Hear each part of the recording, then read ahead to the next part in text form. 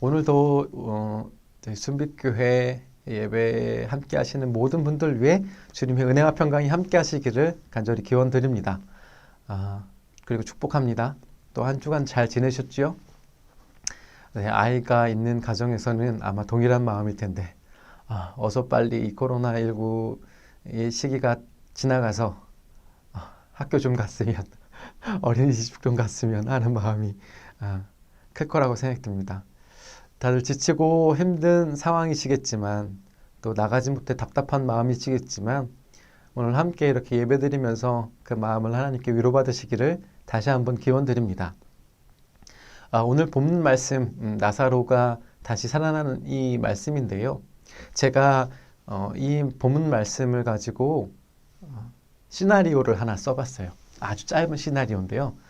우리가 성경을 읽을 때 단편적으로 제3자의 입장에서 성경을 읽는 것이 아니라 가끔은 스토리가 있는 내용들이 있잖아요. 이 오늘 본문처럼. 그러면 내가 그 스토리 안으로 한번 들어가 보는 거예요. 나사로가 될 수도 있고 마르다가 돼볼 수도 있고 마리아가 돼볼 수도 있겠죠. 그리고 그 자리에 함께한 그 어떤 이의 시선으로 이 본문의 이야기를 한번 바라볼 수 있어요. 그래서 제가 오늘 저는 나사로의 친척 중 한 명으로 저를 이렇게 설정을 해놓고 오늘의 본문 말씀으로 한번 들어가 보겠습니다. 아주 짧으니까 한번 잘 들어보세요. 제가 나사로의 사촌이 되어서 지금 오늘 본문 말씀을 그 시선으로 바라보는 내용입니다. 여러분들도 오늘 이렇게 예배가 끝나시면요 한번 해보시는 것도 재미있을 것 같아요. 그러면 말씀이 좀 더 풍성하게 우리에게 다가오기도 합니다. 죽어가는 나사로를 보는 그의 누이들은 예수님만 찾는다. 왜냐하면 지금 나사로는 죽어가고 있기 때문이다. 왠지 그가 오면 나사로는 나을 수도 있겠다는 생각이 든다. 병세가 악화되는 나사로를 보며 기도하는 그의 누이들을 본다. 하지만 그들이 기다리는 예수는 결국 나타나지 않았다. 나사로는 그렇게 죽었다. 집안은 온통 슬픔에 가득 차 있다. 평소에 사이가 좋았던 그의 누이들의 슬픔은 가히 상상할 수도 없다. 그렇게 장례 절차는 진행되고 있다. 그런데 갑자기 마르다가 표정이 변하며 급히 뛰어나간다. 어디를 가는 것일까? 얼마 뒤 마르다가 돌아와 마리아에게 무슨 말을 전했고 마리아 역시 급히 일어나 어디론가 향했다. 사람들은 마리아가 무덤에 가서 통곡하는 줄 알고 함께 따라 일어섰다. 그런데 마르다의 표정이 좀 달라졌다. 그런데 마리아는 무덤이 아닌 어떤 곳에 이르렀고 처음 보는 사람이 마리아와 이야기를 나누는 모습을 본다. 사람들의 웅성거림 속에서 나는 그가 예수라는 사실을 알게 되었다.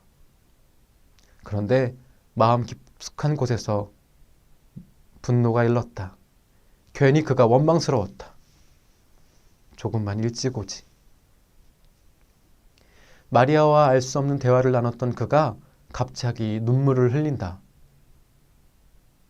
그래서 혼자 생각해 본다. 저 사람이 나사로를 많이 사랑했었구나. 문득 머릿속에 궁금한 것이 하나 생겼다. 만약 그가 나사로가 살아있었을 때 왔다면 나사로는 죽지 않았을까? 하지만 이제 와서 그게 무슨 소용이 있단 말인가? 예수가 무덤 가까이 가서 막힌 돌을 옮겨달라고 한다. 말도 안 되는 소리다. 이상한 행동을 하는 그를 이해할 수는 없지만 마르다가 부탁을 하니 마르다를 도와 돌을 옮겼다. 즉시 코를 찌르는 냄새에 뒷걸음질 칠 수밖에 없었다. 그런데 예수가 잠시 혼잣말로 중얼거리다가 갑자기 큰 소리로 외쳤다. 나사로야 나오라. 예수의 외침에 모두 당황했지만 갑자기 가슴이 뛰기 시작했다. 설마 설마? 잠시 후 그곳에 함께한 모든 이들이 아무 말도 할 수 없을 만큼 충격적인 장면이 펼쳐졌다. 죽었던 나사로가 무덤에서 걸어 나온 것이다. 나사로를 감싼 것들을 풀어주라는 예수의 말에 그 누구도 쉽게 그에게 다가설 수가 없었다. 도대체 이 사람은 누구란 말인가? 네, 어떠셨습니까?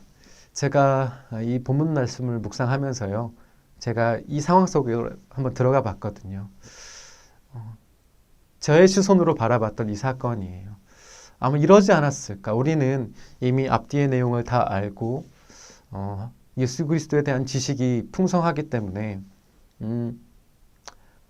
나사로가 다시 살아날 것을 다 알고 있습니다. 그래서 어찌 보면 우리 안에 감격이 덜할 수도 있어요. 하지만 우리가 이렇게 본문 안으로 들어가 보면 우리 안에 요동치는 감정이 더 풍성해집니다. 그리고 예수 그리스도의 일하심이 우리에게 좀 더 실제적으로 다가오기도 하거든요.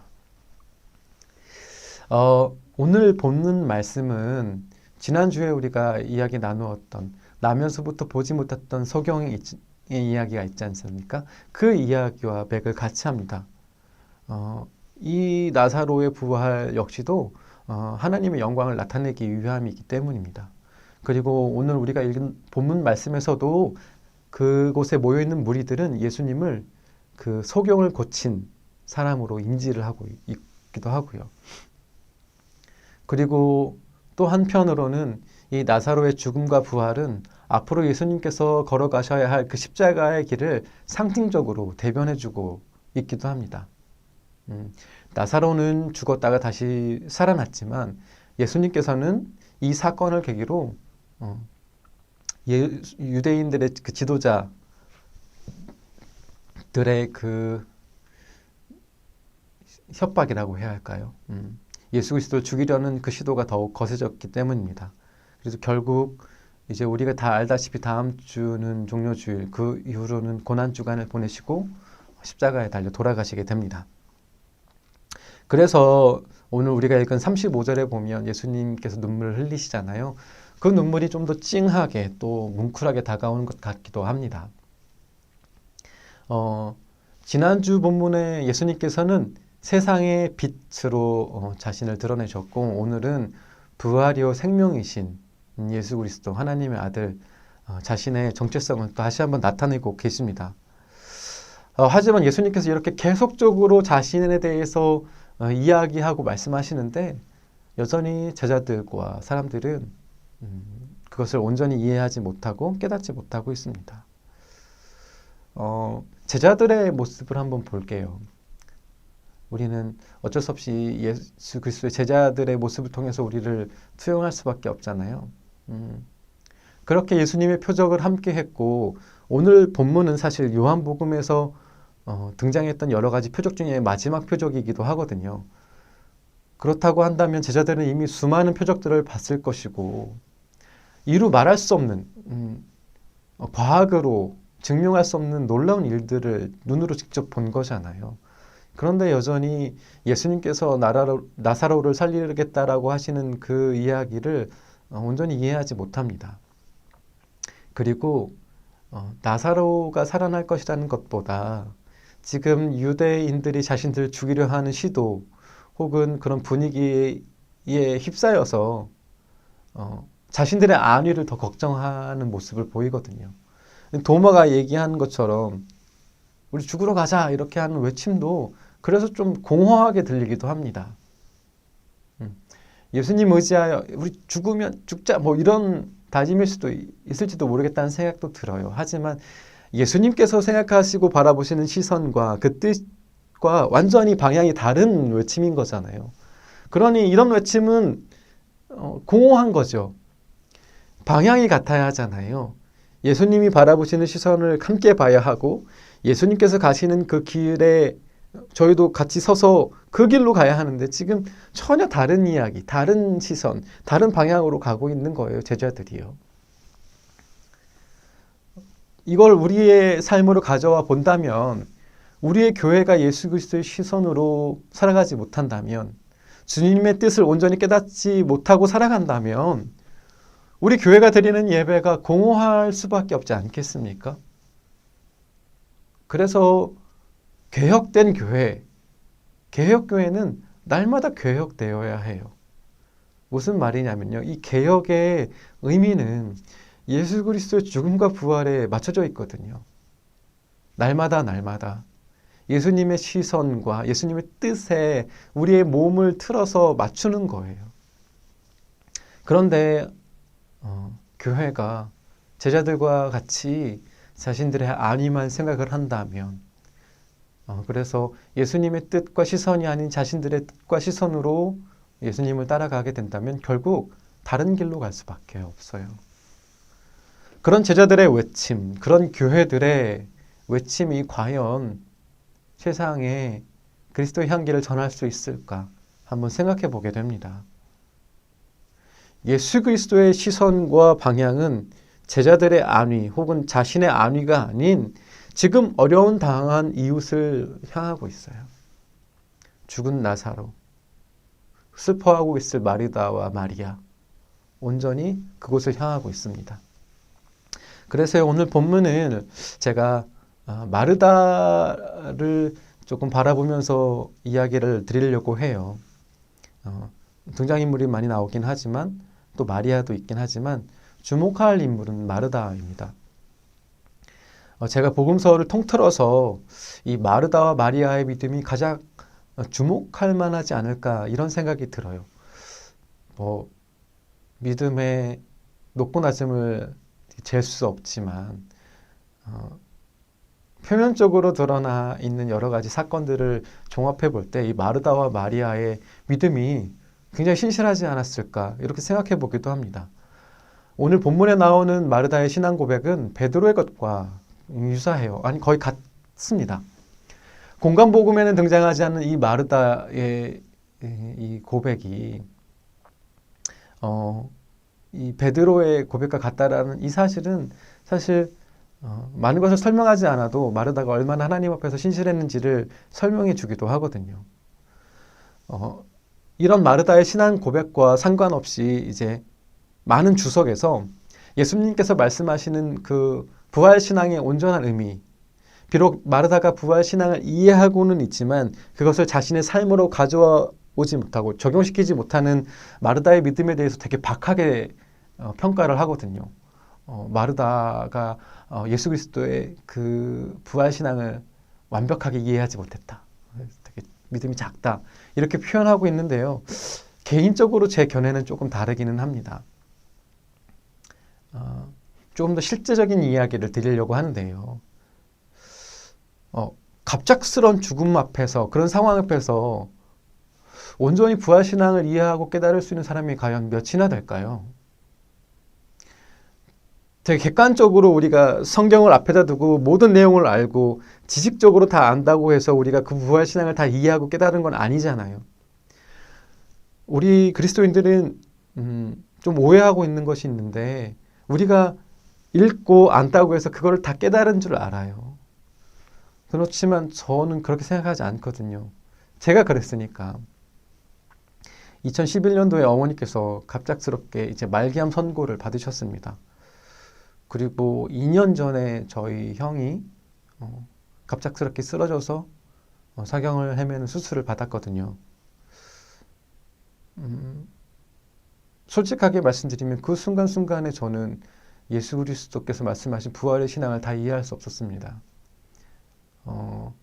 어머니께서 말기암에 갑작스럽게 걸리셨을 때 제가 하나님을 얼마나 원망했게요. 그 소식을 처음 듣고 나서 어머니 앞에서는 감정의 변화를 보이지 않았지만 방에 들어가서 얼마나 울었게요. 울면서 제가 가만히 울기만 했겠습니까? 그 당시에 전도사였는데 하나님 얼마나 원망했는지 모릅니다. 모르긴 몰라도 하나님 욕됐던 것 같아요. 그리고 얼마 전에 있었던 형의 쓰러진 순간에도요. 얼마나 두려웠게요.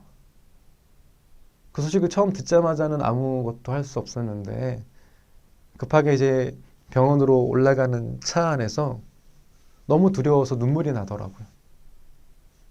다시 볼 수 없을 것이라는 두려움도 강했고요. 이 당시엔 목사였습니다. 제 믿음이 이것밖에 안 되는 건가 하시는 분들이 있으실 수도 있겠지만요. 막상 그 상황에 대해버리니까요.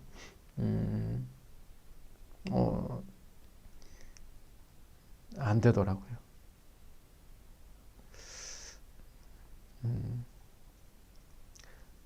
그래서 저는 이 마르다의 이 정도의 고백만으로도 참 대단하다고 저는 생각을 해요. 누가 그 상황에서 하나님의 영광을 이야기할 수 있겠습니까? 내 어머니가 쓰러지고 죽을 병에 걸리고 형이 쓰러지고 하는 상황에서 이건 하나님의 영광을 나타내기 위한 일들일 거야 라고 누가 과연 생각할 수 있겠습니까?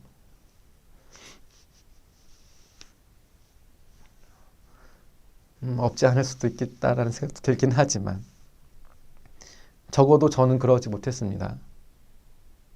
하지만 시간이 많이 지났잖아요. 시간이 많이 지나서 여전히 제 안에는 두렵고 떨리는 마음이 있지만 조심스럽게 그것이 하나님의 영광이었다. 하나님의 영광을 드러내는 일이었다. 말할 수 있게 되었습니다. 하지만 이것도 참 조심스럽습니다. 만약에 그러지 않았다면 지금 어머니께서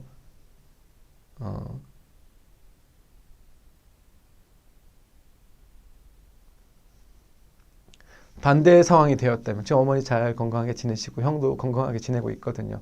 하지만 상황이 그렇지 않았다면 과연 나는 지금 하나님의 영광이었다고 말할 수 있을까?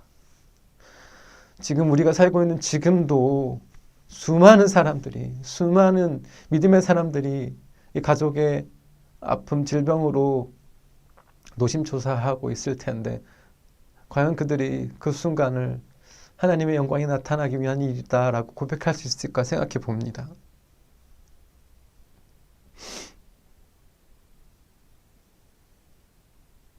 앞으로도요. 비슷한 일이 생기면 저는 하나님을 원망할 수도 있을지도 모르겠습니다. 또 두려운 마음이 생길지도 모르겠습니다. 이런 상황에서 하나님의 영광을 이야기할 수 있는 사람은요. 당사자와 예수님밖에 없다고 저는 생각해 봅니다. 십자가의 길을 가셔야 하는 예수님의 입장에서는 마르다의 부족한 믿음일지는 모르겠지만 저는 우리와 같은 인간의 믿음으로는 마르다의 믿음은 참 대단한 것이라고 저는 생각합니다. 솔직한 심정으로 부활신앙이 우리 삶에 온전히 이해되고 깨닫게 되는 과정은 우리 숨이 다하는 그날까지 계속될 거라고 저는 생각해 봅니다. 그렇기 때문에 우리는 계속 예수 그리스도의 죽음과 부활을 날마다 경험해야 합니다. 예수 그리스도의 죽음과 부활이 나의 죽음과 부활이 될 수 있도록 우리는 끊임없이 예수 그리스도의 삶으로 들어가야 하고요. 예수님의 죽음과 부활이 나의 죽음과 부활이 될 수 있도록 날마다 예수 그리스도의 살과 피를 생각하고 말뿐인 지식이 아니라 그건 순식간에 무너질 수 있거든요. 삶으로 그 예수 그리스도의 부활을 살아낼 수밖에 없다고 저는 생각을 합니다. 그러니 얼마나 힘들겠어요. 부디 그 숨이 다하는 날까지 고통과 고난의 순간이 없었으면 참 좋겠는데 부지불식간에 느닷없이 닥치는 그런 상황 앞에서 저희는 여지없이 흔들리는 연약한 존재입니다. 그러니 예수님 의지할 수밖에 없는 거예요. 나는 할 수 없으니까 내 힘으로는 안 되니까 예수님 의지할 수밖에 없는 겁니다. 그게 그리스도인 거예요. 나의 나된 것은 주님의 은혜입니다.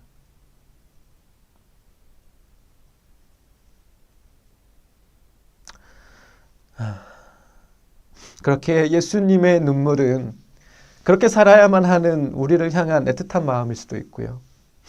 사랑하는 나사로를 떠내보낸 슬픔일 수도 있고, 또 여전히 깨닫지 못하고 있는 이들을 향한 안타까움의 눈물일 수 있습니다.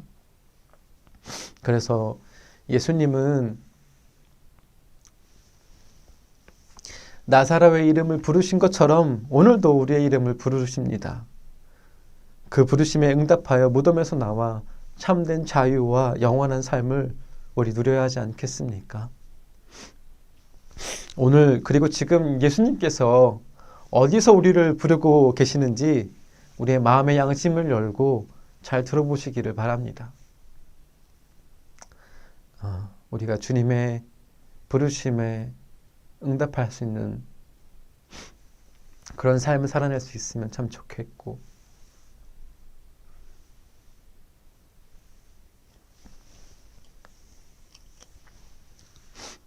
주님의 부활이 우리의 삶에서 온전히 실제할 수 있도록, 참 어렵겠지만 그렇게 날마다 주님 의지하여 살아갈 수 있는 저와 여러분들 다 되기를 주님의 이름으로 간절히 기원드립니다.